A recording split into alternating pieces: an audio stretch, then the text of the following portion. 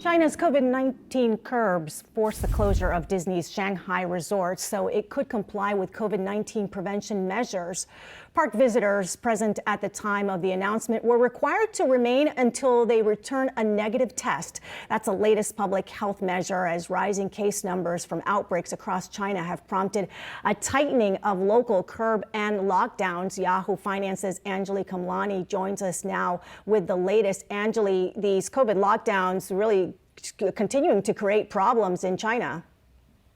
That's right. And Disney just being one of the latest to have to deal with that. This coming after 10 cases were reported locally in Shanghai as local transmission, forcing the government to start that strict lockdown of that area, of course, with mass, crowds. As of right now, we do know that the park, it will be indefinitely closed. Those who are already in the park do have to return a negative test. There were already strict measures in place, and the park had just reopened at the end of June. And so those who are stuck inside are dealing with the same restrictions that were in place, which is a negative test at least 72 hours before entry, or no entry for those who had traveled abroad or who were living domestically in high transmission areas. Right now, the park site says that it's uncertain about when it will reopen. And so those ticket holders who are looking to visit within the next coming days and weeks are going to have to contend with either rebooking at a time once they know an opening date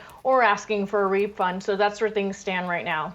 And Anjalee, speaking of coming days and weeks, let's take a look at COVID and the variants and what's coming for this winter. What should people watch out for here in the U.S.?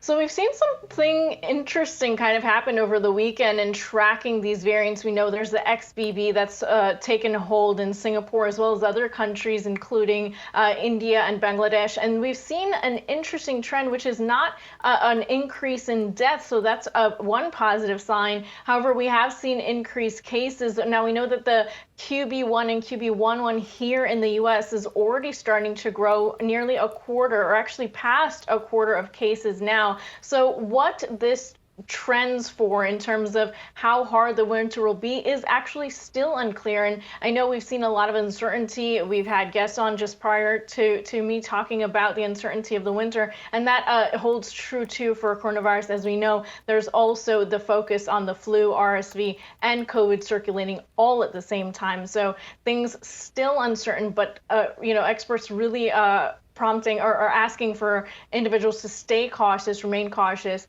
and take all the preventative measures possible. Anjalee Khemlani tracking everything COVID related. Thank you, Anjalee.